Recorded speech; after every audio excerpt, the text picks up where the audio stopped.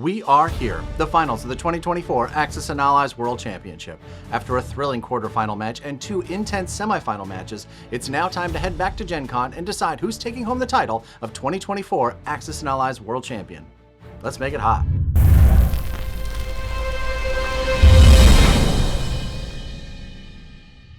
Welcome to Board Game Nation. My name is Gary Blevins. Thank you so much for watching. And a very special thank you to our friends at Renegade Game Studios for sponsoring our coverage of the 2024 Axis and Allies World Championship. All of the action that you've seen throughout this series has used the game pieces from the Anniversary Edition and Renegade's amazing premium rollout neoprene mat for that game. Follow the link in the description to learn more about these products, the full line of Axis and Allies games and accessories, and so much more. In 2023, Renegade Game Studios sponsored the first Axis and Allies World Championship at Gen Con in Indianapolis. Specifically, the game in question that year was 1942 2nd Edition. My teammate Doug Thorpe and I were thrilled to take home that first title. If you'd like to see that madness, you can follow this link right here. Now, the Axis and Allies events at Gen Con have been led by the one and only Mr. Greg Smorey for over 30 years, and as the world's largest Axis and Allies event, it features a wide variety of ANA games. However, in 2024, the Anniversary Edition took center stage as the World Championship event. The Axis and Allies World Championship Tournament was a 4-round single-elimination tournament played over 3 days. The match we're bringing you today is the final match of this fun but sometimes grueling tournament. It took place on the 4th day of Gen Con 2024. It started on Sunday morning at 8 a.m. Both teams had played 3 full tournament-level games of Anniversary Edition in the past 2 days, with their semifinal matches ending the night before at around 8 p.m. So, with just 12 hours rest, our cardboard warriors head back to the table, coffee in hand, for their final match. Today we're going to find out which of our semifinal winners will take home the title. Mike and Matt are 2 Michigan natives who were victorious in their semifinal match using a solid allied strategy. They are longtime Axis and Allies tournament players and have taken home the hardware on more than one occasion. Most recently, Mike won a tournament that featured the brand new Axis and Allies North Africa earlier in 2024, using skills that I'm sure that they developed at their favorite local game store, the Griffin's Rest in Muskegon, Michigan. Eric and Brandon are coming into the finals with lots of tournament experience. They have together and separately won numerous Axis and Allies events at Gen Con, including Classic, 1942 2nd Edition, and the Anniversary Edition. Brandon describes his style of play as a blend of medium risk and high reward, and it seems to be working for them. A quick look at the player rankings page on Greg Smorey's site, linked in the description, shows that Brandon is tied for 6th in all-time wins, and Eric is tied with fellow Board Game Nation member Charles for the 2nd most tournament wins in Gen Con history, both taking home an amazing 10 tournament trophies. Where do they possibly keep them all? Before we get into the action, if this is your first time here, welcome. Here's how this works. In 2024, rather than playing in any of the events, Board Game Nation brought a production team to capture the action of loads of Axis and Allies events and more, with the goal of bringing you a tableside look at some of these amazing games. Now, even the shortest ANA games can be hours long, and while I know some people love it, personally, I find watching raw gameplay footage about as much fun as watching paint dry in the rain. So rather than playing the actual recordings of our games for you, we've used those videos to rebuild the games in the studio. We take progressive still images and add graphics with commentary that make the action much easier to follow. Today, Doug and I are going to give you a full battle report for this incredible final match, discuss some strategic and tactical options, and try to have some fun along the way. The number one question we get on these videos is how do I find Axis and Allies tournament events or just other people to play with casually? Earlier this month, we took our first step to better answer this question. We'd like to invite everyone to jump over to our Discord server and the Find a Player sections. It's free and very easy to use, and we've already got hundreds of players from around the country and the world waiting to connect with you to play Axis and Allies and more in your area face-to-face or really anywhere online or in virtual play. Plus, we're adding additional information about events that feature Axis and Allies and their variants in the US and around the world. You can find a link in the description and in the pinned comment. There are already lots of friendly folks there. We hope that you'll join us. While access to the Find a Player features and the event listings is absolutely free, there are some sections that are members only. Still, we want everyone to have the opportunity to connect with players to help grow this game and this community. Speaking of members, thank you to all of our members for becoming a part of our community and supporting the channel. If you'd like to be part of our upcoming special events, get early access to videos like this one, engage with member-only content, or you just want to support the craziness that we're doing around here, click that join button below and consider becoming an official citizen of Board Game Nation. We try to keep these videos to a reasonable length, so that means that a bunch of our commentary often ends up on the cutting room floor. But that's why we have our live streams. So if you've got specific questions about this game or you just want to hang out with us, you can join Doug and I here on the Friday after this video is released. We'll be sharing our thoughts and answering community questions about this game and really anything Axis Axis and Allies related. We hope to see you there. But if you can't make it, that's okay. That conversation will be available at BoardGameNation.com shortly after it wraps up. Now that means that our live streams about the North Africa final, the 1942 second edition final, and the quarter and both semifinal matches from the World Championships are now available for your viewing pleasure. Now for the Choose Your Own Adventure portion of the show. If this is your first time here and you've never played in an Axis and Allies tournament before, please keep your seats and hang out for a moment. We've got some important information to share that's going to help all this make more sense. If you have seen our show before and you're ready to jump into the action, head over to this timestamp to get into the battle. With some minor variations, casual and online play have basically the same rules. Because tournaments have lots of players and a limited amount of time, the rules for tournament play have some significant differences. Today we're going to be looking at tournament play for the 40th anniversary edition. There are 3 big rules differences that you need to know. Number 1, players bid for sides, and rather than a random draw, if both players wish to play the same side, they'll start a bidding process that when completed may allow players accepting a bid to place additional units on the map prior to the start of the game. A good bid and the placement of those units can make a huge difference in the game. A while back we made a video that lays out all the rules for bidding. If you want to know more about that, you can follow this link right here. Number 2, the Anniversary Edition comes with 2 different available scenarios, 1941 and 1942. In tournament play, we use the 1942 scenario. However, national objectives and research and development are excluded from the game, but the optional fighter, escort, and interceptor rule is in effect. Lastly, and most importantly, number 3, tournament games have a very specific time limit and win conditions. In the case of the Anniversary Edition, the game ends at the end of 6 hours of play. The team with the most victory cities at the end of the allowed time wins. The Anniversary Edition features 18 victory cities. If time runs out and each side controls 9 victory cities, we go to a tiebreaker. In tournament play, the tiebreaker is always the amount of IPC production at the end of play. So, as you can imagine, that changes the strategies quite a bit. Now, that isn't to say that tournament strategies won't work in casual online play, but their target is a bit different. The time limit shifts the goal to controlling more victory cities than your opponent when the time expires, rather than the stated victory conditions in the rulebook. In Anniversary, that means controlling 10 or more victory cities when the clock runs out. This rule set lends itself to much more aggressive strategies and can be a ton of fun. Just something to keep in mind as we follow the action. A quick disclaimer. I did my best to recreate the games as accurately as possible, but things happen in the heat of a game and during the recreation process that may have caused some of the minor details to get lost. Still, I'm confident that any minor discrepancies wouldn't have made any significant difference to the outcome of the game. Also, the pictures are going to have the different colored chips offset like this. This was done intentionally to make it easier to see. In reality, they stack just fine. All right, that's enough for now. You'll pick up the rest along the way. Let's get into the action. All right, friends, the time has come. We are ready for the 2024 Axis and Allies World Championship final match, featuring the Anniversary Edition, and this one is a beast. But I can't get into this game without my fellow 2023 World Champion, Mr. Doug Thorpe. Please welcome him to the show. Hey, Gary, always good to be here. I'm excited to get into this game. It's an interesting one. I'm really excited about it too. There is a lot of stuff in this game that I have actually never seen happen before, and I'm really excited to share it with everybody. But before we get into that, I wonder if you can tell us what you might know about some of these players. When I saw that Eric was playing, I felt like he was the guy to beat. I don't know his partner, Brandon, as well, but I know that Eric has been very successful, not just in Axis and Allies tournaments, but in Anniversary Edition in particular. And then Mike and Matt have been around too. Again, I'm more familiar with Mike, seen him at the Spring Gathering and at Gen Con more. Don't know Matt as much, but I think we're really geared up for a good matchup and a good game here. We've seen both teams play in the semifinals. I'm really excited to see them run up against each other here in this final match. Yeah, it's going to be good. All right, let's dive in. As we've seen in our previous videos, any Axis and Allies game at Gen Con is going to start with a bid. And this one went back and forth for a couple of rounds before Eric and Brandon accepted a bid of the Axis +5. I was a little surprised that they got this bid, but I wasn't surprised with what they did with it. They put a tank in Burma.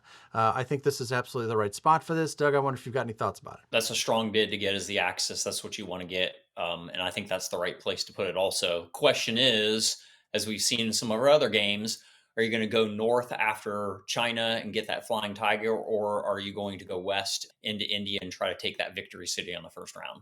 Well, we won't have to wait long because we're headed over to Japan's first turn. Eric and Brandon kick off the Japanese turn with something that I haven't seen anybody do before. They started with a purchase of a carrier and 2 transports, spending 28 IPCs, saving 3. I like the build. I think that coming out with a carrier for Japan in round 1 is strong. And if you go after the fleet at Pearl, it gives the Japanese 3 aircraft carriers against America's 1 and puts them in a good position in the Pacific right off the bat. Absolutely. It's certainly a forward-looking purchase. There's no doubt about that. So for their combat, they made a full push into China. I thought this was really aggressive until I sat down and did the math. They move into Sichuan with 3 infantry and a fighter, 2 infantry and a fighter into Hubei, Fujian with 2 infantry and a tank plus the battleship's offshore shot, and then Yunnan with 3 infantry, a tank, and 2 fighters. In every one of these battles, they are better than a 90% chance to win outright, which is kind of amazing. That seems like, I'm not sure why this isn't the commonplace move, because this to me seems like the most aggressive, but all the math works. Even if you missed one of them, you retreat with the fighter. They don't have the ability to really go back at you. And you've got overwhelming odds to take the fighter out in Yunnan with the tank involved. Yeah, I think it's a really strong move. I like it a lot. I think it puts China immediately on their back heels. Absolutely. It does take one of the fighters out of this battle in Zone 36, but even without that extra fighter, the math here still really works out nicely for the Japanese. They're still at 94% to win this battle outright. It may cost them a little bit more, but you're still coming out pretty far ahead. Their last combat move is this move into Pearl. They go out there with a bomber, a fighter, a destroyer, a cruiser, and a sub. And again, in this battle, they're another 98% to win. But we still got to roll the dice, so let's see how it turned out for them. They were successful in mainland China. They lost a couple of infantry in Yunnan. They lost one in Fujian, but they came out unscathed in Zone 35. So they were able to clear the UK fleet out of there with no problem. In Zone 53, again, they only took the 1 hit. Looks like they lost the destroyer in that battle. Combat losses for Japan's first turn. The Axis are losing 23 this time. The Allies are losing a whopping 93 IPCs right off the bat. That's going to leave a mark. There's no doubt about that. That is going to leave a mark. That's a lot.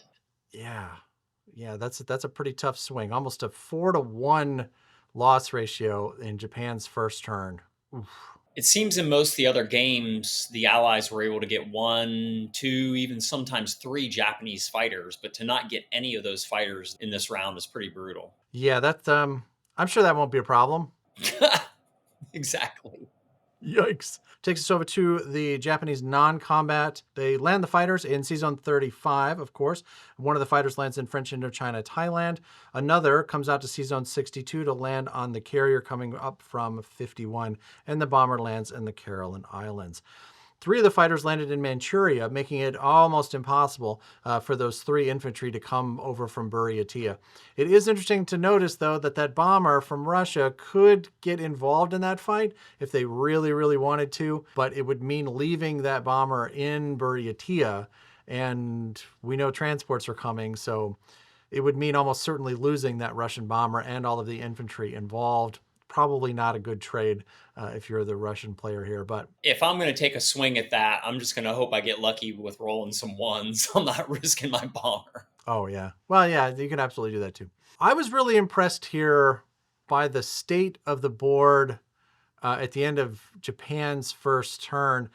China is already down to 3 territories, which means that they're only going to be able to build 1 unit when it comes to their turn, unless something crazy happens between now and the US's turn, but that seems unlikely unless the Russians decide they want to get froggy in Manchuria. Time for them to mobilize. They put that carrier and they splash the 2 new transports into Zone 62 and turn the action over to the Russians for their first turn. Doug, can you take us through it? Russia decides to purchase 5 infantry, 1 artillery, and 1 tank, Gary. I feel like we've seen this before. This seems to be the Russian purchase. I can't do anything about it if everyone's just wrong. I'm telling you, a fighter here, it'll change your life. To be fair, none of these people playing these games have seen these videos, so maybe they'll start listening next time around. One can only hope. One can only hope. For Russia's attacks, they decide to go aggressive. Their combat move takes them into Belarusia, into eastern Ukraine, and into Ukraine. So they're doing that kind of full court press we've seen in the past where they're attacking all 3 territories, trying to really set Germany back. I like it. And the results are pretty successful for the Russians. They take all of the territories. and really with pretty minimal losses. They lose some infantry throughout, but they're successful everywhere. One artillery is lost in the battle also. Yeah, combat losses here, it's 40 for the Axis and only 22 for the Allies here. So this is obviously some pretty good math for the Russian player. For Russia's non combat move, they decide to land the fighter and the bomber in the Caucasus. They move the guy from the Urals into Archangel. The two guys from Novosibirsk come over into Russia. They send the guy from Yakut into Evenki, and then they consolidate their forces out in the east in Sherbet. They also did take the AA gun from Karelia and move it into Belarusia, and they moved the sub out to link up with a British fleet. For their mobilization, they put 3 infantry and an artillery in the Caucasus, and they put everything else in Russia, 2 infantry and an armor. Overall, I think it's a pretty good round for the Russians. They were pretty successful against Germany. I mean, I like this opening for the Russians. I think that it's aggressive. I think that it pushes the Germans back. I think it takes a lot of Axis pieces off the board in the early states, which I think is really, really important. So yeah, I like this Russian opening here. I didn't feel like there was any particular surprises here. I like the aggressive nature of it.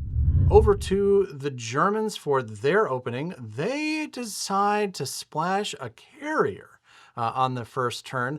To go with it, they put in 6 infantry and a tank. Very interesting choice, I think. For combat moves, they are making a push to the east. They want those tanks out of eastern Ukraine, and they want the 2 guys in the artillery in Ukraine to go away. They're also pushing up into Karelia. Out into the Atlantic, this is a move that I have been eyeballing for some time now, and I'm really excited to see that somebody actually did it. They're going after this fleet in Sea Zone 2 with both subs, a bomber, and a fighter. That's everything that the Germans have that can reach. And when we look at the math for this, you might be surprised. The odds of success in this battle for the Germans is 42%. That's for them to win and clear the territory entirely. For a draw, which is everything is sunk to the bottom of the North Atlantic, that's another 42%. So there's an 84% chance here that all of the Allied units in this space are going to be destroyed, and only a 16% chance that all the Germans' pieces will be lost and any of the Allied pieces will remain. So for 84%, I feel like this is the right move. Doug, what do you think about this? I like it also. I've been waiting for some of the Axis players to do this, and I don't know if it happened elsewhere in early rounds of the tournament, but yeah, I think everybody's been sending those 2 subs into Sea Zone 1 after the cruiser and the transport, and I like going after this. You get rid of a transport, a battleship, a destroyer, the sub if it hangs in there. I like this move, and I've been waiting for someone to do it. Like in so many games, you can't make one move without leaving something else reduced or available. In this instance, it's the battle in Sea Zone 12. In all the other games that we've covered, we've seen the bomber in this battle as well. But even without the bomber, the Germans are still 85% to take this space out. I really like this. This entire German opening, I think, is really, really strong. I think it's aggressive. I think that it pushes into some places, has the opportunity, and is favored in so many places to take out really expensive units for the Allies. I really think that this is probably the best opening for the Germans that I have seen so far. Yeah, I really like it. I don't love moving the transport into the Black Sea and just kind of sacrificing it. I kind of mentioned that in an earlier game, but again, hard to criticize. I think it's a great opening move. I'm interested to see how it turns out. What do you do with it instead? I think you could move it into Sea Zone 14 and have it be at least shielded by the Italian Navy for a time and put some more guys into North Africa as a possibility. So when we roll the dice, they are successful in taking out the units in Sea Zone 12. That's the cruiser and the destroyer, but they did lose their destroyer in the exchange. On the Eastern Front, Eastern Ukraine fell, as did Ukraine. So they've got 2 tanks and an artillery that are going to be stuck in Eastern Ukraine at the end of this turn, but another 2 infantry and a tank in Ukraine there. So there's a couple of different things that the Russians, I think, will have a pretty good shot at. We'll see what they end up doing with it. Oh my goodness. This is a huge outcome for the Germans in Sea Zone 2. They took down the battleship, a destroyer, a sub, and a transport, and the Germans only lost a sub in that entire exchange. So that is a very, very expensive exchange for the Allies here. Yeah, that's tough. You figure if you're the Allies, you're going to get at least more than that. Maybe even one of the airplanes at least. But Yeah, you're hoping for at least the fighter, right? Yeah. Man, that's tough. Or the bomber, I guess you'd probably be the one that would. I don't know, man. Either way, that's really tough. Total losses for the Germans' first combat. That's 23 lost for the Axis, which might seem like a lot until you realize that the Allies lost another 91 IPCs in the German opening. So that is, again, that's going to leave a mark. Those are between the Japanese turn and the Germans' turn. That is a total of 184 IPCs lost before the UK has a chance to pick up a die. Yeah, that's a lot. That's really tough on the Allies. Not a great first 3 rounds. Right. So it's easy to think here that, man, the Axis got really lucky in their opening salvo. They did have a favorable outcome there in C-Zone 2. There's no doubt about that. But you got to remember, every combat that they've gone into here, they've been big, big favorites. They've been big favorites in every one of these fights. So this is not just a matter of luck. This is a really, really good tactical and strategic choices that have been putting the Axis in positions where they can bring their forces to bear the most effectively. For non-combat, the fighter and the bomber move back to Norway. They get some support from the guys in Finland. 2 fighters move into C-Zone 5. That will now obligate, of course, the carrier to land in C-Zone 5 when it gets mobilized shortly. The 2 fighters that were in 12 both landed in Algeria, Morocco, and most of the land units moved out of Libya and into Morocco to defend them. So right now, that space has an infantry and artillery, a tank, and 2 fighters in it. And there are 2 American transports that are over there in C-Zone 10 with the bomber that might decide that that is worth the trip across the pond. The Germans mobilized their new units. Of course, that's the carrier into C-Zone 5, the 6th Infantry, and the tank into Berlin. I like the carrier build with Germany on round 1 because they have that cruiser and that destroyer. I feel like it makes that navy a lot hardier. So good build. I like German one. To keep the threat of that transport alive in C-Zone 5 is worth, I think, the 14 IPCs here that they've had to spend to basically triple the strength of that fleet. I had not considered it, but I do really, really like this purchase. Strong opening for the Germans, no doubt about it. Let's turn it over to the UK. And Doug, you want to go through this one? All right, the United Kingdom decides to purchase 3 fighters. I think this is a defensive move as well as considering, are they queuing up for future carriers? Are they going after potentially the German Navy? Or are they going to try to get some fighters over into Russia to play some defense? So let's see what they do with the 3 fighters. For their combat, they step into Burma and they go after Libya. This is an interesting battle. They send 3 infantry and the fighter in there. So a total of 6 attack against 6 defense, but they choose to leave the armor behind. I think this is an interesting choice, something we haven't seen. The Germans might have set themselves up for this a little bit because they stepped that tank back out of Libya in order to defend the fighters and the units in Morocco. Yeah, we did the math on this, and the UK is actually 71% to take Libya here. For combat, they get Burma, obviously, and things don't go great for them in Libya. They hit 1 infantry and they lose all 3 of theirs. That's a pretty tough outcome for the Allies here on the UK one. This was bad luck. There's no doubt about that. Yeah. They should have won this battle pretty convincingly. That would have taken a couple more of the Axis pieces off the board and given them another option at perhaps attacking Morocco on the next turn. But yeah, this is some bad luck here. There's no doubt about that. Combat losses here, that's 9 for the Allies, but they're a really important 9 and only 3 for the Axis. For non-combat, they fly the fighter from Australia over to India. They move the transport from C-Zone 27 to 28, giving it some options to go into the Indian Ocean and drop those guys off. Then they move the tank back from Egypt into Transjordan, land the fighter, and move the infantry from Persia into Caucasus. They pick up an infantry and an armor, and they move the transport and the cruiser into C-Zone 8 and drop those guys off in the United Kingdom. I'm wondering if they missed an opportunity here. If I'm the Allies, I might have gone into C-Zone 3 and hit Norway with 2 land units, your 2 fighters, and the bomber to try to clear out that German Air Force that's there. Get rid of the bomber or the fighter and those 3 guys. You're putting your Navy in range of the German fleet, but I don't feel like your Navy's safe in Sea Zone 8, so I don't think it's going to matter either way. Yeah, it's certainly tricky. I've looked at this math for Norway, and had they decided to go, they were a 74% chance to successfully take Norway.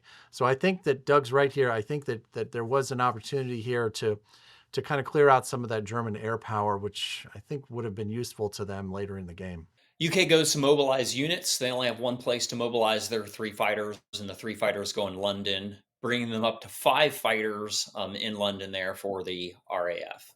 And that takes the action over to the Italians. They've got 10 IPCs to spend, and they use it to buy a couple of tanks. We have a small correction here. Earlier, I tricked Doug into lying to you. I showed him a slide that showed that there was nobody in Egypt, but they moved the guy from Transjordan into Egypt, and I messed it up. So there is actually a guy in Egypt. And that's important because the Italians are going to attack them.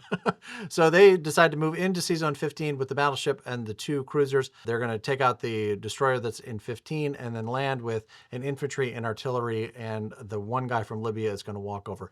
Notice that the fighter did not get involved in this particular battle. I guess he feels like he is needed elsewhere.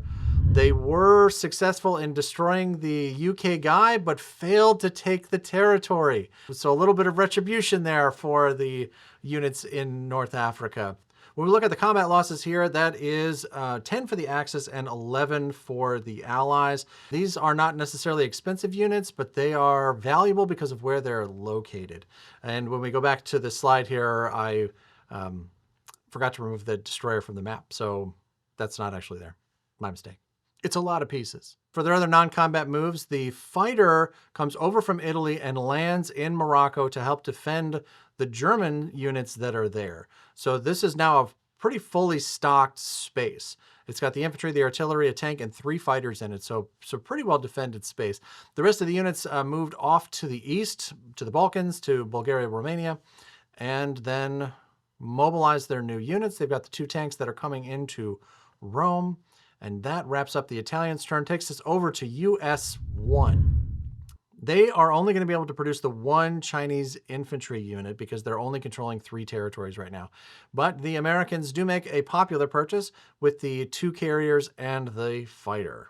For their combat moves, they don't have any because without that fighter, it becomes very difficult for the Chinese to make any kind of aggressive move. In fact, they decide to continue their retreat, and they move the guy from Ningxia into Shanghai. They did leave the guy in Xikang, though, to stop the blitz from that tank in Yunnan, and then they mobilized their 1 trusty unit into Ningxia.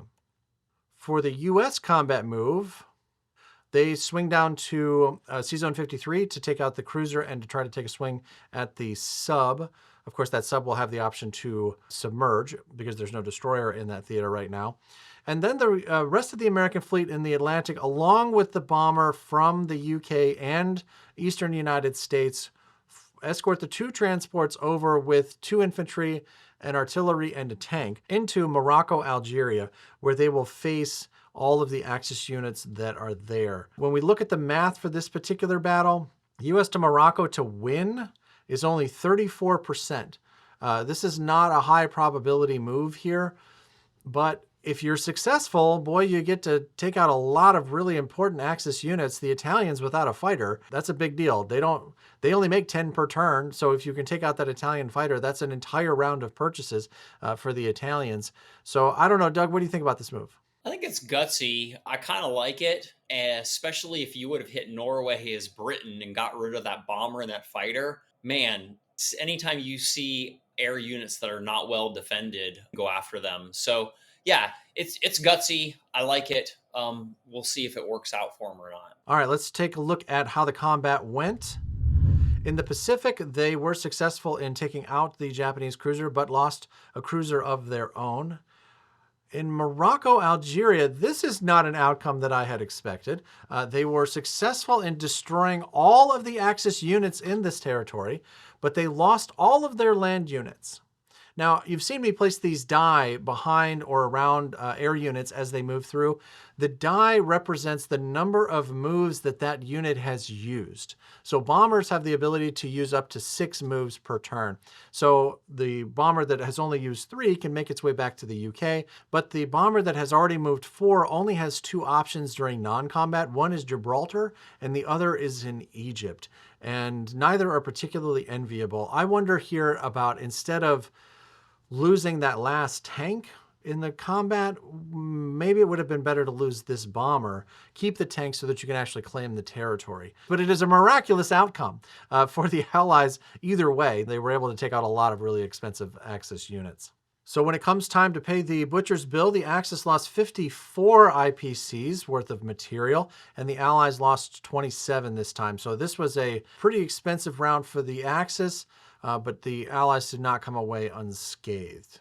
For non-combat, the bomber that had 3 moves left made its way all the way back up to the UK, and the bomber that only had 2 moves decided to move over to Egypt. I think that's a strange location for that bomber. I think you either land in Gibraltar or, like you said, you lose the bomber and keep the tank and capture Morocco, Algeria. But I don't understand what good it does in Egypt. At least if you land in Gibraltar, if Italy wants to go after it, they have to put themselves out of position to do it. So if you're able to coax Axis units into C-Zone 13, at least they're going to be in range of that massive RAF Air Force that has been built in the UK. They'd be able to come down, they'd fly over France and then land in Gibraltar.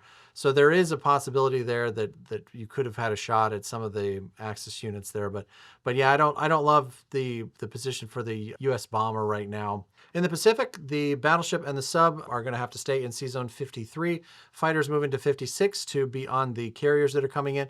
The destroyer comes around from the Panama Canal and is joining the fleet in 56, and the bomber ends the turn in Honolulu. They mobilize the 2 carriers and the new fighter into C-Zone 56, and when they put it all together, they've got themselves 2 carriers with 4 fighters, a destroyer in 56, a battleship and a sub in 53, and a Chinese mainland that is looking more and more orange. Any thoughts on round 1? I feel like the Axis are playing a really strong game. I think the Allies, they're not playing poorly. A few little decisions here and there that I would have probably gone a little different direction with, but overall, they've also had a few pretty good battles themselves. I think getting all of that Axis air in North Africa was huge.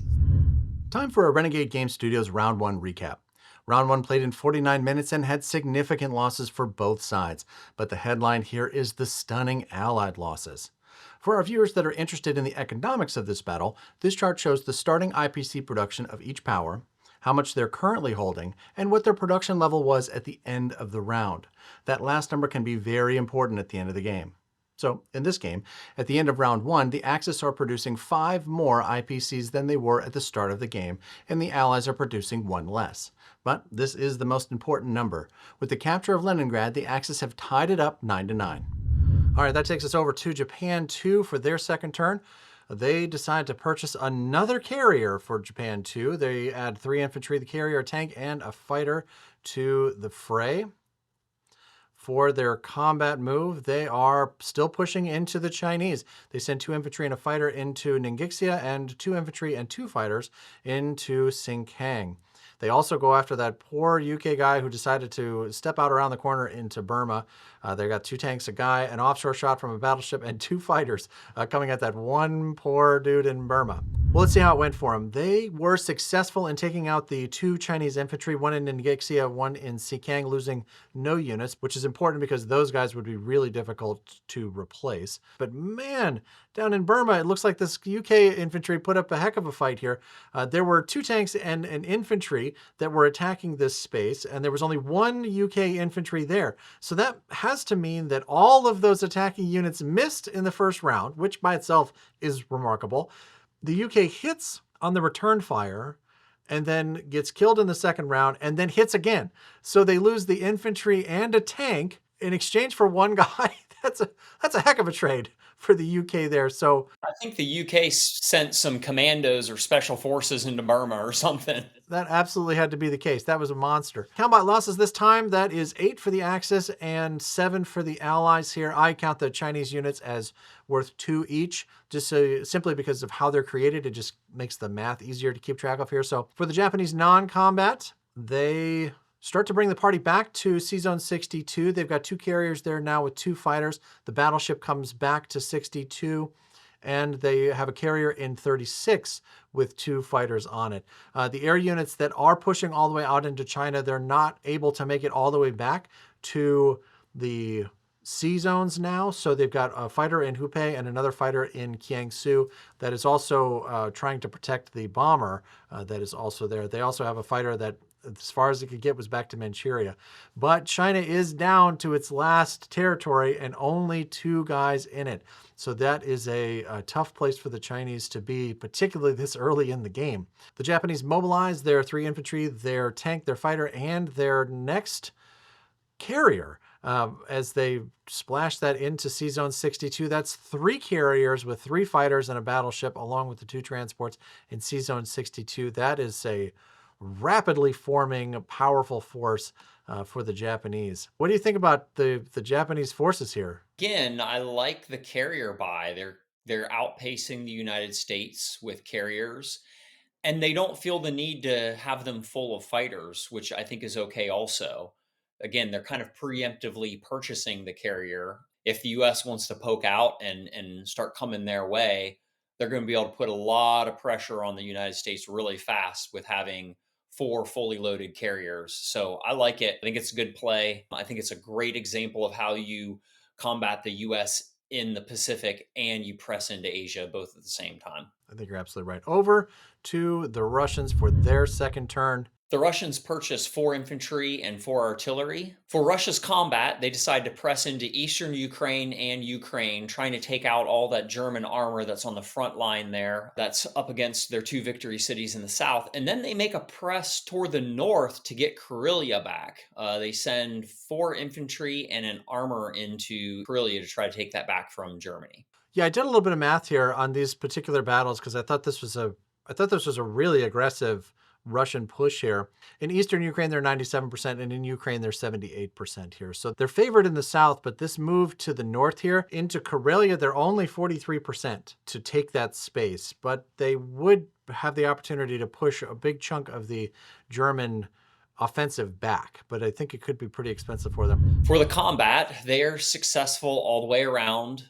They do not capture eastern Ukraine. They only have the bomber left, but they do take Ukraine, and they take Karelia pretty convincingly. They have, what, 4 infantry and a tank left over? That's pretty strong for Russia up there, given that there's not really any German infantry in any of the adjacent spaces. The only way they can get infantry there is via their transport. So I saw this outcome and I wanted to know what the probability of this particular outcome was. It's 3%. This is a 3% outcome for the Russians, which is, low. But it's amazing. They still have 4 infantry and a tank left. That means they lost 1 guy in that entire exchange, but took out an enormous amount of Axis units. Well, let's look at the damage here. The Axis lose 42 IPCs worth of material this time. The Allies lose 22. This is a big swing, again, for the Allies here. And this one's straight luck. A 3% outcome in a battle like that, man, that can absolutely change the trajectory of a game. That worked out well for Russia, for sure. For non-combat, they land the bomber in Russia, the fighter in the Caucasus. They move their stack that's out east defending against Japan back to Yakut, and they march their anti-aircraft gun that's in Belarusia back to Russia, but move a guy from Russia up to Belarusia in order to cause a speed bump. Now, one thing that I think would be really interesting here is we talked about in UK's turn, what if the UK had hit Norway? The Axis would be in a lot of trouble up north, and they'd have some serious decisions to make with Germany. That would really put the Axis in a pretty tight squeeze. So the Russians mobilize their units. They add 2 infantry and 2 artillery into Caucasus, and they add the rest into Moscow. With that, we turn the action over to the Germans, and let's see if they want to come back and try to reclaim Karelia here. They'll have to do it using this fleet in Sea Zone 5. For their purchase, they come at it with 6 infantry and 4 tanks this time.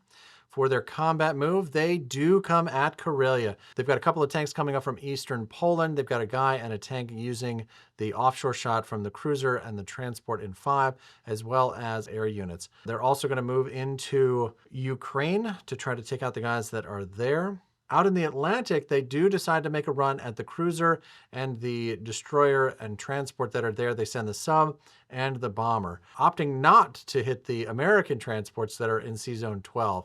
I guess they did not see them as a threat. After they roll the dice, they were successful in taking out the entire fleet in Sea Zone 8, taking no hits in that particular battle, so they still have the sub and the bomber. They were successful in taking out all of the units in Karelia and taking control of that space again. Looks like they've still got a fair number of tanks. And in Ukraine, they take that territory as well. They still got a couple of guys and a fighter. Losses in this round are significant for the Allies. That's the Axis down 12, Allies down another 53 IPCs. With this loss, that means that there is only one UK sea unit left, and it's off the coast of South Africa. And it has no offensive capability other than to move its guys around. So this is a tough situation for the UK to be in, particularly because they live on an island. When you don't have any sea units and you live on an island, it's hard to wage war. For non-combat, of course, fighters back to the carrier in Sea Zone 5. Fighter lands in eastern Poland. The bomber is back to Berlin. And they mobilize their new units. That's the 6 infantry, the 4 tanks coming into Berlin. And again, another really strong round for the Germans. They reclaim Karelia. At this point, it doesn't seem to be in any danger whatsoever. And their transport still manages to be alive in the Black Sea, which is kind of also remarkable, as well as the German sub that's in Sea Zone 8. So these are things that you don't normally see when you get to the end of the UK's second turn. The more I think about it, not hitting Norway was pretty big in this game. That takes us over to the UK's second turn, and they need some new sea units. So they decide to purchase a carrier, a destroyer, and a new transport. For their combat moves, they decide to send the guy and the fighter out of Caucasus into eastern Ukraine, and they send the RAF after the German Navy that is in Sea Zone 5.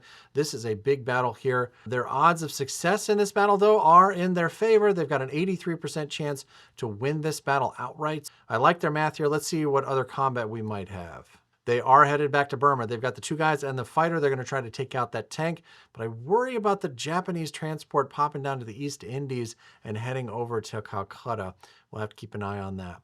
They were successful in Sea Zone 5 in a big way. They took out that entire fleet. Looks like they only lost 1 fighter in the exchange. That is a big outcome for the Allies there.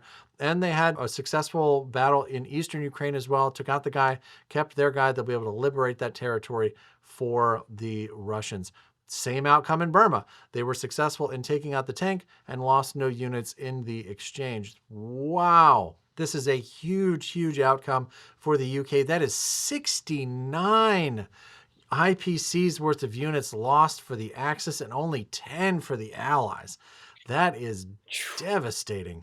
Yeah, I agree, Gary. That's a giant swing from the IPC perspective. I wonder how big of a swing it is from the strategic value perspective, though. The German fleet was keeping pressure on London and giving access to Karelia. And obviously, there's 2 fighters out there, but I do wonder if the strategic value of that fleet ultimately was really that important for Germany at this point. I think you're right. I think that there's definitely a difference between IPC value and current tactical or strategic value. And I think you're right. I don't know that this was the most strategically valuable pieces on the map right now, but removing it, particularly in that fashion, 69 to 10. I mean, good gravy. Like, did they roll blanks? I don't know what happened over there. So I think it's a pretty amazing outcome. So for the UK's non-combat move, they are going to use that transport to move the guys up from South Africa and land them in Persia and evacuate Calcutta altogether, though they did leave the AA gun behind. I don't know if this was an oversight, but that AA gun did stay in Calcutta and they consolidated there in Persia. Bomber lands in Russia this time. 2 fighters make it back into Sea Zone 3. They're there for the carrier that's coming in, and then the other 2 fighters are headed back to London.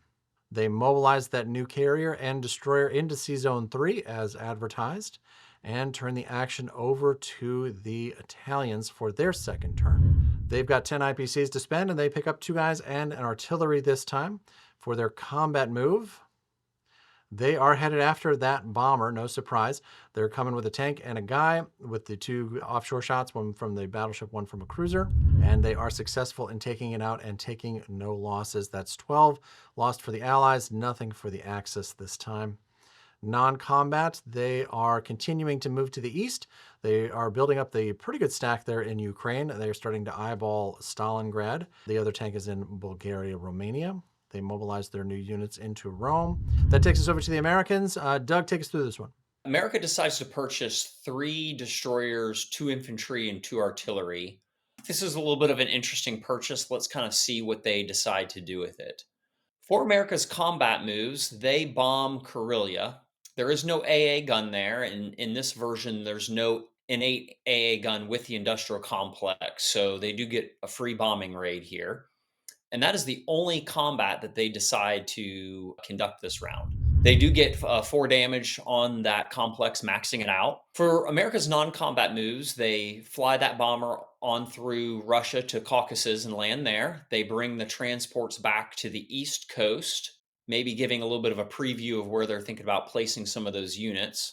And then on the West Coast, they decide to consolidate their fleet off of San Francisco. America places 2 destroyers, 2 infantry, and 2 artillery in the eastern United States to link up with those 2 transports that are there. And then they choose to put the 3rd destroyer that they purchased off of San Francisco with the rest of the fleet in the Pacific. I think these are pretty interesting choices. Japan's been outpacing them on carrier production, and it kind of seems like America just withdraws a little bit in the Pacific and decides to incrementally add to their fleet. They just put 1 destroyer out there, putting the other 2 destroyers and all the land units out on the East Coast. It kind of looks like maybe they're going to try to go eastward with the United States. I feel like this is a little bit of what we see in this classic which way is the U.S. going, and kind of what are they doing? They did a big fleet build in the Pacific on round 1. And now they're putting all but 8 IPCs off the East Coast in round 2. And the question is, what is America going to do now? Are they looking at North Africa? Are they going to go north and link up with the UK fleet and put some pressure on Germany? What is it that they're thinking here on the East Coast? What are they thinking in the Pacific also? They've basically retreated. Are they just going to play defense and really try to crank up the pressure on Germany and kind of hold Japan at bay in the Pacific? So we'll see as times develops. And I have to agree with you, Doug. I don't really fully understand what the plan is here for the Americans. I watched the video of it actually playing out in real time, and even then don't have a clear picture of what their plan here is for the U.S. Our round 2 Renegade recap shows us that this round lasted about 51 minutes, a good clip for tournament play. Combat losses this time were still heavy, but were slightly worse for the Axis. But the Axis are picking up some economic steam, widening their edge over the Allies. However, at the end of round 2, the Allies are still keeping the victory city count to a tie. Over to Japan for their 3rd turn. I hope they build another carrier. They might. I have no idea. They seem to really like the carriers over there. No carrier this time. Shocking, I know. But they do decide to pick up a couple of naval units here. They get themselves 2 destroyers, a transport, 3 infantry, an artillery, and a tank. For their combat moves, they step up and take Sherebet and Soviet Far East for free, which is very nice of the Russians to offer that to them. And they decide to try to close the door in China entirely. They send the 4 infantry, a fighter, and a bomber to take out the 2 guys in Shanghai. They also want to make sure that the 2 UK infantry in Burma aren't able to get into the party in China and start liberating some of those territories. So they send the battleship with just the 1 guy that they picked up in the East Indies, along with the 4 fighters and the offshore shot from the battleship to try to take those 2 land units out. And when we look at the outcome, they were successful all around. They did take Shanghai. They eliminated the guy in Burma, but they were unable to take the territory because the 1 infantry was destroyed in the defensive roles. This does completely eliminate the Chinese from the game, and the losses this time, the Axis lose 12, the Allies lose 10. For non-combat, they need to move those air units back.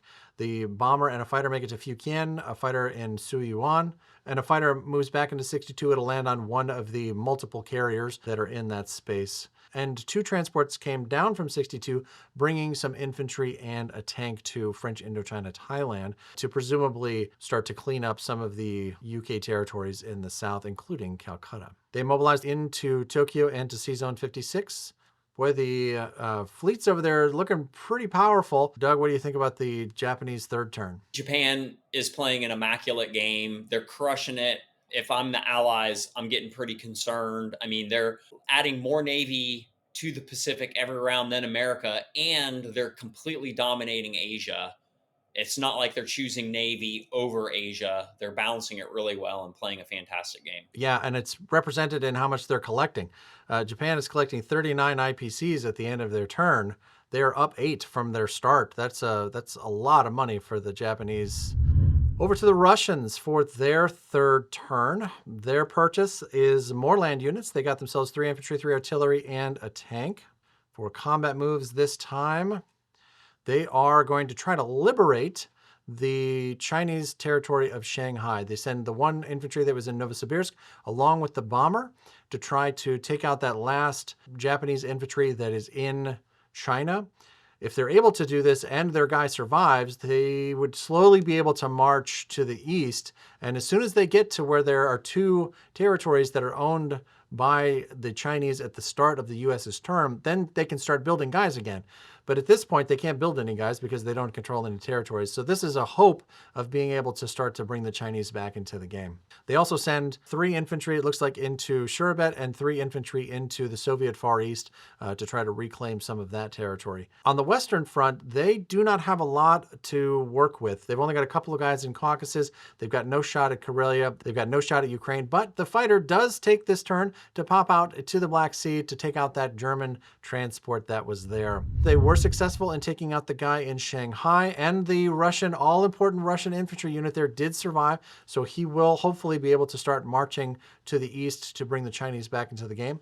In the northeast, they were successful in taking out the unit in the Soviet Far East and in Shurabet. Total losses this time, it looks like the Axis are losing 16 and the Allies are only losing 3. So a very good round for the Russians there. For non-combat, the bomber and fighter return to Russia. An infantry walks into Archangel to stop a blitz from the tank coming out of Karelia. And they decide to move a pretty healthy stack there into Caucasus. Think they're afraid of an Italian-German 1-2 punch there. They mobilize their new units. They put 2 artillery and an infantry into Caucasus and the rest into Moscow. Over to Germany for their third turn. Doug, take it away. Germany decides to purchase 5 infantry and 5 armor. For Germany's combat, they go after the UK guy that is in eastern Ukraine and the Russian guy that's in Belarusia. Take their bomber and their fighter, the last German air that's left, to try to take those little buffer spots away and give themselves an opportunity to press at Russia. And they send their sub from Sea Zone 8 after the American Navy. I don't know about that move, but we'll see how it turns out for them. What else are you doing with that sub, right? I mean, At least wait for your other sub friend that's in the Baltic. or swing it north and try to take out the fleet in 3. Yeah, do something. So things don't go so well for that German sub against the American Navy. Those destroyers get them. So those destroyers, they did their job. They were there to blow that guy up, and they blew him up. Womp womp. Exactly. Germany is successful in their other 2 attacks in Belarusia and eastern Ukraine, taking only 1 combat loss. So fairly successful round for them. They lose 9 IPCs worth of stuff, and the Allies lose 6 IPCs. Not a lot of action, but during non-combat, they move their forces forward toward the Russian front. They do move the sub out to Sea Zone 7 And that's really it for non-combat movement. They go ahead and mobilize their units, all of them going into Germany. I think it's interesting to note that they chose not to repair the damage in Karelia, and therefore they didn't place any units up there. They just wanted to build more units and put them in Berlin. And that's it for the Germans on round 3. Over to the UK for their third turn. They want to build up that fleet. They buy themselves 3 transports, 2 infantry, and 2 tanks. So the purchase of these 3 transports at the end of the UK's third turn will give them 4 transports in that North Atlantic fleet, which is a big threshold for them. It gives them the ability to just buy land units and fill the transports every turn in the UK. If you're confident that your fleet is safe, 4 transports in the North Atlantic is a big, big step for the UK. For the combat move, they decide to send that transport from Sea Zone 34 with a guy from Persia down to take the East Indies for free. They've heard the surfing is good down there. I don't know how long this transport's going to live that close to the Japanese fleet, but I do like the moxie of this move by the Allied players. It's dirty. I like it. Yes, it's a sneaky kind of like, hey, let me grab that while it's there. Yeah. I thought this Yeah. was pretty good. But what's important here is that the Japanese created this opportunity because they grabbed the guy from the East Indies, landed in Burma, when they could have instead grabbed the guy from Borneo and moved that guy into Burma, which would have at least left one guy defending East Indies. It wouldn't be a walk-in like this. But the UK, and this is something that we saw from Mike and Matt in their semifinal match, they grabbed this in an earlier round with an infantry and a tank when there was still a guy there, and they were successful in taking it out. So I like this move. I think it's fun. There wasn't a whole lot more for that transport to do, so I think this is a really good use for it. I like it. Yep. They also went after the Italians in Egypt. This, on the other hand, I don't really love this move. They sent the tank and the 2 fighters and a bomber after the infantry and the tank that are in Egypt. I get why they're doing this here. It's not a great place for those air units to end the turn. So I don't particularly love this move, but they are also making a combat move into France. They sent all of their air units along with their fleet into Sea Zone 7 to make sure that that sub gets destroyed so that they can make this amphibious assault into France. Now, they chose to attack that sub. They were not required to do so, but I don't blame them, particularly because this is not a very big fleet. So a sub with a fighter and a bomber might be worth it if you've got the chance of sinking all 4 transports at the same time. So I like the idea of taking the sub out here. I don't know that you needed all 4 fighters to do it because those 2 fighters now they're not gonna be able to move anyplace else. So we'll see how it turns out for them. They were successful in taking the East Indies. So congrats to that Persian soldier that has made it over across the Indian Ocean. Woo! Yep.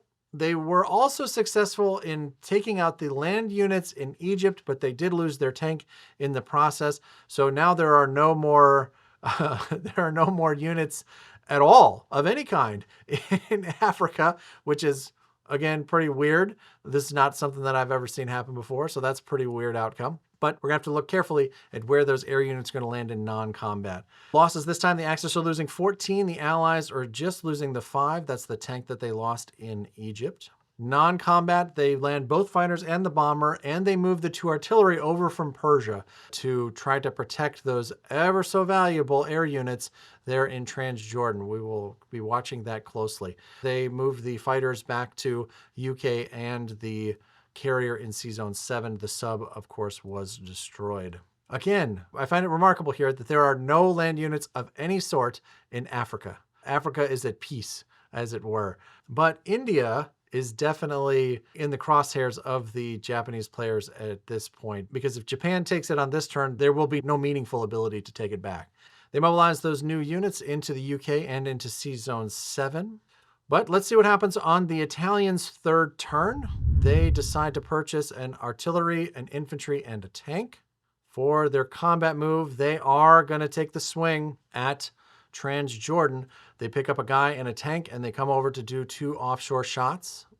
They also move up into France to try to pick off the UK units that are there with 2 infantry and an artillery. They opt not to make any kind of move on the Eastern Front. This is one of those moments where that Italian fighter missing is key, because it really could have made a difference in either the battle in France or perhaps in this battle in Transjordan. When we look at how it turned out for them, they were not successful in taking France. They did kill one of the guys that were there, but they lost 3 of their own. That's the 2 infantry and the artillery.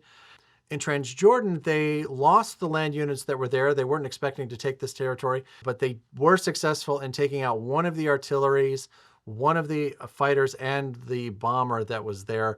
The UK player opted to keep the land unit and instead lost an additional fighter and the bomber rather than losing that last artillery. I think that was the right choice. They're going to need that land unit to be able to, I don't know, try to take Egypt back or to try to take Calcutta back.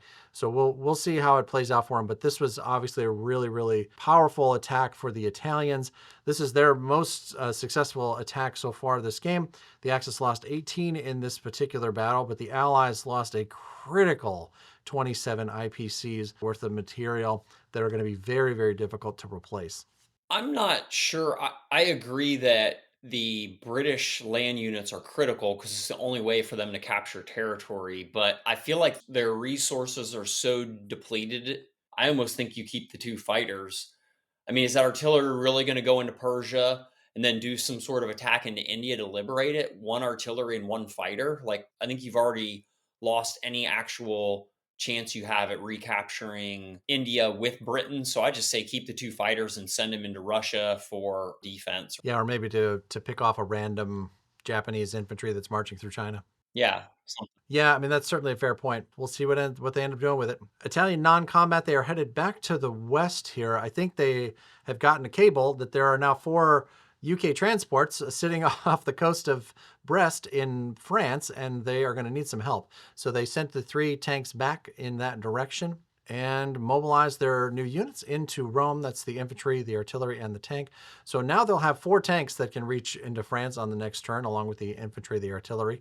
And in theory, they could bring the fleet over and do some offshore shots there. So some interesting options coming into the Italians' 4th turn. That takes us over to the Americans for their 3rd turn.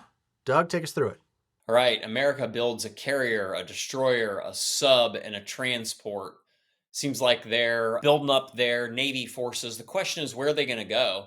Are they going to continue on the East Coast, or are they going to go on the West Coast to bolster their fleet out there? So let's get into it and see. There's nothing left of China because they only have 1 territory over there. They don't get any men, so no action over there. For America's combat, they send a infantry and artillery into Morocco. They take 1 of their transports and go and land there. Then they send their bomber to bomb Italy. I think, again, this is a little bit curious here. It'll be interesting to see what they do with the rest of their units. Why did they only go with some of their land units into Morocco? But let's take a look at the result. Obviously, they get Morocco and they successfully bomb Italy for 1 damage. So, not really slowing the Italians down, didn't really accomplish much there. For America's non combat movement, they decide to take the fleet that they had just placed in the East Coast and swing it south through the Panama Canal with the infantry and artillery. So, all those units that they placed last round over here, they're now swinging and heading them into the Pacific. Then, the bomber that they used to bomb Italy, they land in Caucasus. I suppose this does create a threat on Rome, right? So now there's a transport and a bomber that can reach Rome. It's a victory city. It's a capital. So they, in theory, if the Italians fall asleep at the wheel here, could in theory have a shot to land in Rome. There is also a light 1-2 punch into France. Yeah, that's true. The bomber in Caucasus could hit Paris and then still make it back to the UK. On the West Coast, they decide not to do any movement at all. They just leave their fleet there off of San Francisco. The bomber stays in San Francisco as well, not moving out or advancing to Hawaii or anywhere. They mobilize their units and they do decide to place that fleet off of the West Coast to bolster what they have in the Pacific. We mentioned this earlier. America has had a hard time deciding which direction they're going to go. They built on the Pacific theater the first round. They built in the Atlantic and toward the European theater the second round, and now they're taking all the things that they built in the Atlantic, sending in the Pacific and building in the Pacific. So they could have a lot more going over here, but they not only have gone back and forth on the purchases, but America has withdrawn to the West Coast and not done really anything in the Pacific. They haven't pressed out. They haven't moved down, to Solomon Islands or Caroline Islands or anywhere to put pressure on Japan's Money Islands or even Manila as far as their victory city. So they're just kind of sitting there, not really doing much. I don't really love America's play this game. I think they're being very, very passive and not really putting any pressure on Japan. And even though Japan's been playing an amazing game, gearing up for America, it's like Japan's ready for a fight and there's no one to fight. So one of the other things that the Americans did on their second turn that we kind of glazed over, during their non-combat, the battleship and the sub moved back to Sea Zone 56 to join the rest of the fleet. That made sense to me. It's a little passive for sure, but it at least makes sense that you're trying to get all your fleet in the same place. But they also moved the bomber from Honolulu back to San Francisco. The bomber was in no danger where it was, and it being in Honolulu created a lot of options that they now no longer have. So the best example right now are the two transports that are currently sitting off of French Indochina, Thailand. If they had the bomber in Honolulu, they could hit these transports and land in Burma. It would have forced the Japanese to account for the range of that bomber, right? Yeah. I think you're right. I think that the Americans' play here has been really, really passive.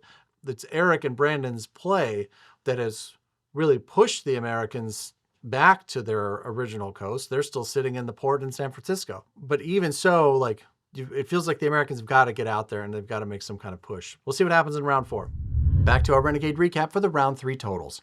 This round played in about 53 minutes, and compared to the previous round, the combat losses make this round look like a tea party. Though it seems the economic strength is definitely moving back towards the Allies along with the victory city count. While Leningrad is still in German hands, with the capture of Paris, the Allies move back into the lead 10-8. All right, let's see what Japan has in store for round 4. They're picking up 5 infantry, 2 artillery, and another fighter.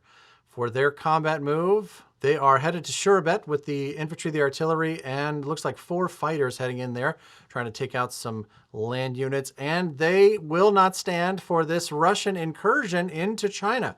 They send a fighter and the bomber out there to try to clear the riffraff away. If they can get rid of this infantry and stop the Russian from stepping forward to Xinjiang or Ningxia, that would stop the Chinese from getting back in this game. As I said in the last video, it's easier to chop down a sapling than it is a redwood. So if you can pick off the guys before they get big, it's always going to be easier. Even if it is expensive in the short term, this is a long-term investment. I agree. I think it's a big brain move and it's worth risking the fighter. Down to Sea Zone 38, they are sending a fighter into 38 to take care of the adventuring UK transport. And then they're also sending a transport down with an infantry and a tank to try to liberate that from the UK, I should say, to try to retake that from the UK. Again, notice that the Japanese have the option to leave that transport in Sea Zone 38 by itself because there's no bomber in range. Let's see how the combat turned out for them. They were successful in clearing out all of the Russian infantry in Shurabet. That leaves the infantry, the artillery there. Those fighters will have to find some place to land. In Shanghai, they were successful in taking out the Russian unit there, but the Russian was able to shoot down the Japanese fighter. A fair trade as far as Japan is concerned. They were also successful in taking the East Indies back. Again, though the UK made them pay for it, they went guy for guy there. Losses this time, the Axis are losing 13, and they are 13 well spent, and the Allies are losing 19. That is the critical UK transport that is sadly has ended its adventure in the South Pacific. Non-combat for the Japanese, they've got to find a place for a lot of air units to land here. They land the bomber in Manchuria after its battle in Shanghai. They send another transport down to 36 with another guy and a tank. The fleet moves up to 61 with the battleship and the carrier catching 2 of the fighters. They used 2 transports in 62 to move over some additional land units into Buryatia to try to sweep off the last of the Soviets in the Far East and in Yakut. They mobilized their new land units and the fighter into Tokyo and into Sea Zone 62. So now they do have 3 full carriers there. That is 3 carriers with 6 fighters on there, 2 destroyers, a sub, a battleship, and then a secondary fleet that's just, a nice to have in Sea Zone 61. The fleet in 62 by itself is almost certainly enough to handle the American fleet. So it's a pretty substantial Imperial Japanese Navy in this game. So Wow. That takes us to the Russians for their fourth turn. Doug, take us through the action. All right, Russia purchases 6 infantry and 1 tank. For their combat moves, they do again another full court press here. They're going into Ukraine, they're going into eastern Ukraine, they're going into Belarus. They're trying to get it all back. Would be handy to have another fighter, as Gary's pointed out more than once. Why, yes, it would. I digress. I'll let that go. We'll talk about it in the live stream. Again. That's right. They're going in anyway. So that's all the combat that they're doing for this round. They are not attacking out in the east, not going after the Japanese. For the results, they're successful all the way across the board. They wiped the Germans out. Belarus is successful, having artillery left. Eastern Ukraine, 2 infantry and artillery, and then in Ukraine, 2 infantry. On to the losses. The Axis lose 12 IPCs, and Russia only lost 1 infantry, so 3 IPCs only for Russia. Pretty successful round for them. I like it. For non-combat, they do decide to consolidate in the northeast, pulling back a little bit from the Japanese that are pressing forward. And they move some guys south into Persia. The UK did move that AA gun back. So now there's a couple infantry and artillery in Persia, waiting maybe for a liberation of India if the opportunity presents itself. They land their airplanes in the Caucasus. They mobilize 3 infantry and a tank in the Caucasus and 3 infantry in Russia. And that takes us over to the Germans' fourth turn. They decide to purchase 8 infantry, a tank, and 1 fighter. For their combat move this time, they are moving into Ukraine and into Archangel. They've decided to leave the core of the battlefield alone, but they are also pressing out into the west to try to get rid of that UK tank. But they're doing it fairly lightly here. They want to make sure that they take it because they want the IPCs and they want to get rid of that tank, of course, but they also don't want to send a bunch of guys out there. They are successful in all 3 combats. They take Archangel, they take Ukraine, and they have taken back France. Interesting here that the German player opted not to take out that UK transport that was in C-Zone 12. I don't think that they see it as a threat because it's only got the 2 guys. They can take it out later if they need to, and those 2 guys don't really have a realistic shot at taking anything particularly valuable. Losses this time are fairly light. That is 3 for the Axis and 14 for the Allies. Non-combat, they've got a pretty healthy stack now in Karelia. Looks like 4 infantry, 6 tanks. They've got another 2 infantry and a tank in Archangel. That puts them in pretty reasonable range of Russia. The Russians are going to have to push back into Archangel this time to make sure that that column of tanks in Karelia doesn't come swinging and knocking on the door in the red square.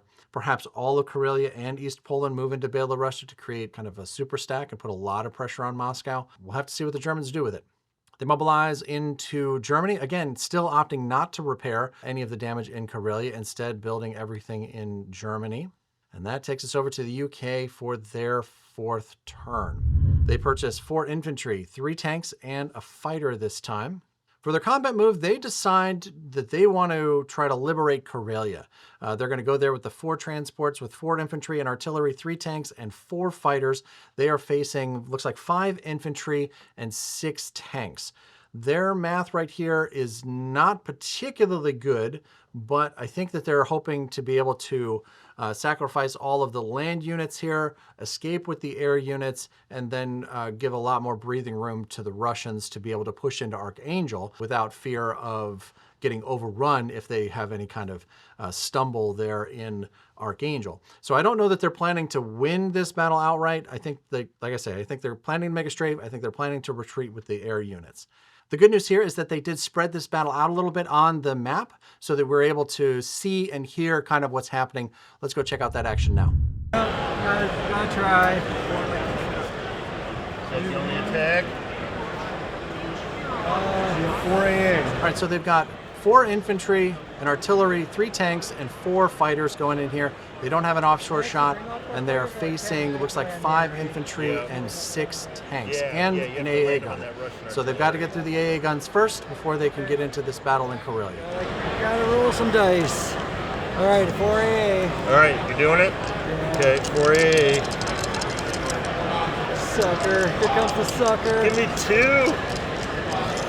Not 1, I want 2. He's too greedy. Don't give him any. 1, 2, 3. Oh, man. 3 AA shots. Alrighty then. That kind of sums up the game today. So they shot down 3 of the 4 UK fighters with the AA gun. But the battle wasn't over. They did continue here. I should say that their odds going in were about 43%. After the AA gun hits, it drops to 6%. For threes. All right. Come on.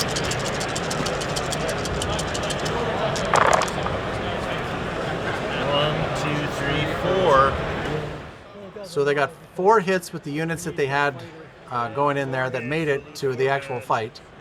So I have 5 twos and 6 threes. Is that right? 5 2. Yeah, so here's Eric's roll back. Don't whip. Come on, baby. Just don't whip. Yeah. Oh, that's not a whiff. 1, 2, 3, 4, 5, 6. So Oh, man. 6 hits. 6 hits. 9 if you include the AA. Oh, At this point, I was very surprised that the Allies resigned the game. They don't think that they could have defended the fleet with the 1 fighter that was remaining. And I think at this point they were just feeling pretty demoralized. They just lost a big battle there. Doug, what do you think about that? yeah, that's tough. I mean, that was a pretty harsh battle to lose for sure. You come out of it with 1 fighter to land on your carrier. Seems like you could probably fly the Russian fighter over to defend the carrier, and what? Germany has a bomber and 2 fighters to come at you. You have a destroyer, though, also, right? I think that their resignation here had more to do with being demoralized than the actual math of being able to defend Sea Zone 5. Because, as you just mentioned, the Russian fighter could have come in and landed on that carrier, so they would have had 2 fighters, the carrier, and a destroyer versus 2 fighters and a bomber. In that instance, they're a 74% chance to be successful in the defense of that space. And they just purchased a bunch of additional land units, so they would be able to come in and make additional landings in future rounds, as well as purchase, more supporting naval units. I think the Germans are in a strong position here, but I don't think it's a completely winning position. I will say that on the UK's turn, I don't think that I would have gone for Karelia here. I think what I would have done is moved into Sea Zone 5 and then splinter with 4 infantry and picked up Norway and Finland and Poland and Northeastern Europe, and then still be sitting in Sea Zone 5 with my complete fleet. Picking up 10 IPCs, they're going to have to now turn around and take out all of those infantry that are there.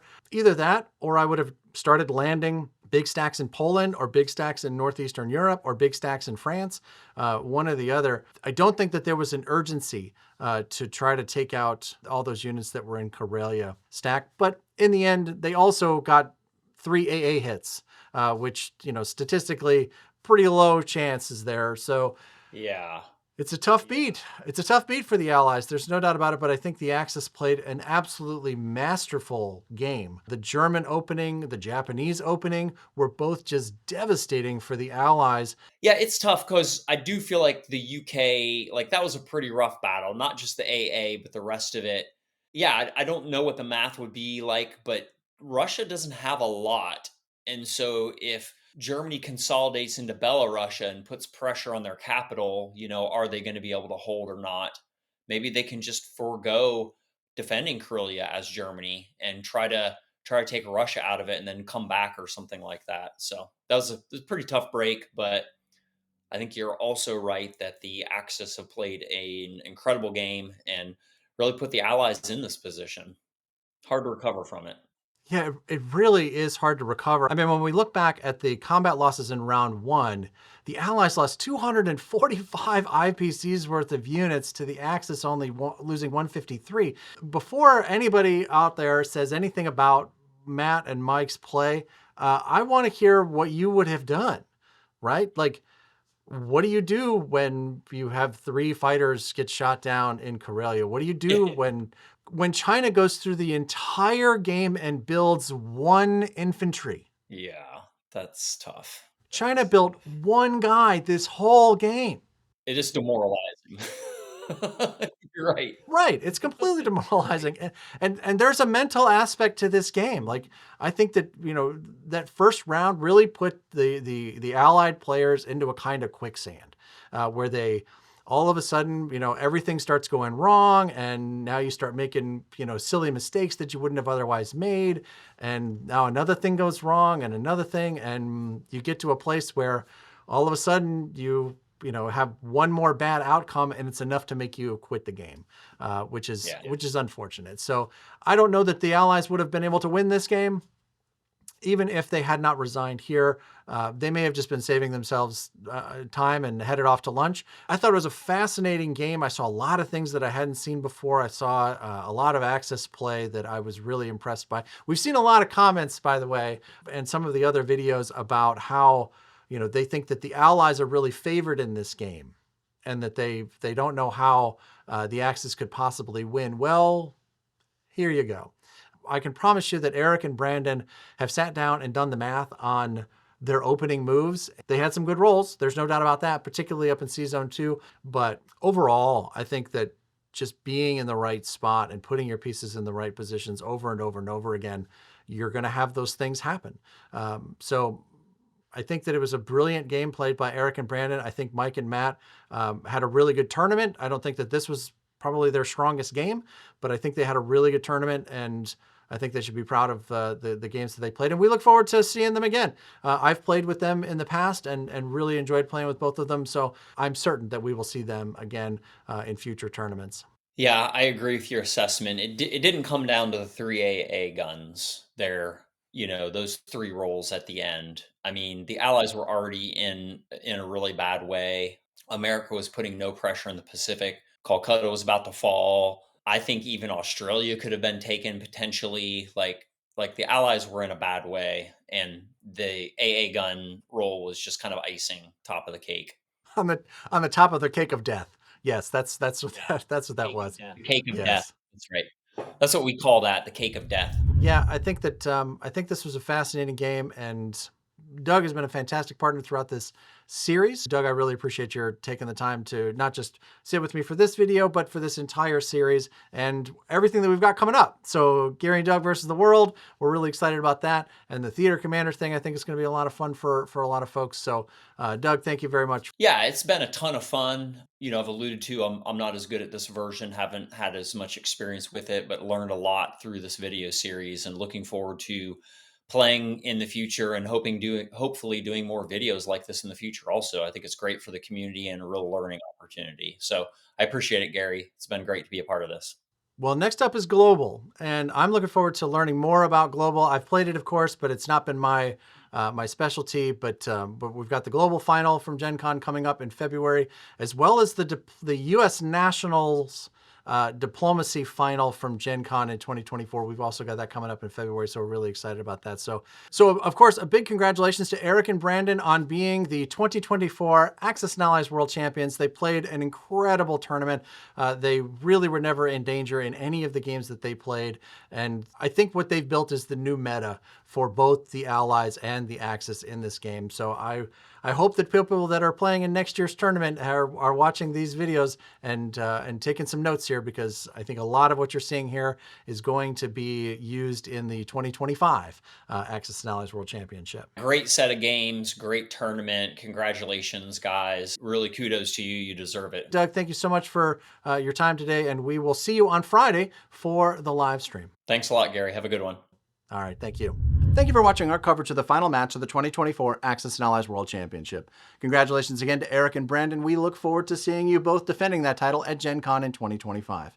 Now, if you're out there and you think you can do better, prove it. Jump over to our Discord to learn how you can register for the 2025 Axis and Allies events, and we hope to see you there. Thanks again to our friends at Renegade Game Studios for sponsoring this video series. Make sure that you use the link in the description to learn more about everything that they've got in store for this great game.